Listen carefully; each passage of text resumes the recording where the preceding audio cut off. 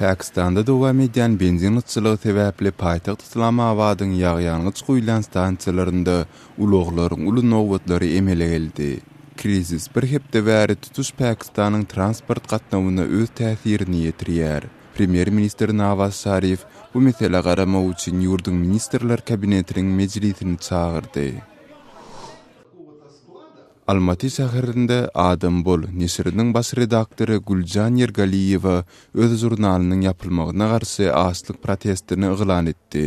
Nesr Ukrainada botgunlukda ýaşaýan gazak aktivisti bilen interwýuny çap edenden soň ýapyldy. Sud bu söhbeti urus propagandasy diýip häsiýetlendirdi. Kırgızstanyň paýtagty Bişkekde Pravoslav hristiýanlar Krişeniýa bayramyny bellediler. Yerli ruhanalar bu tenäni bellemäge gelen adamlara buzly suw serp berdi. Kırgızstanda aglawa musulmanlar ýaşap, hristiýanlar ilatyň 15%-ni düzýär. Siz Azatlyk radiosynyň şuň täzelikleri bilen tanış bolduňyz.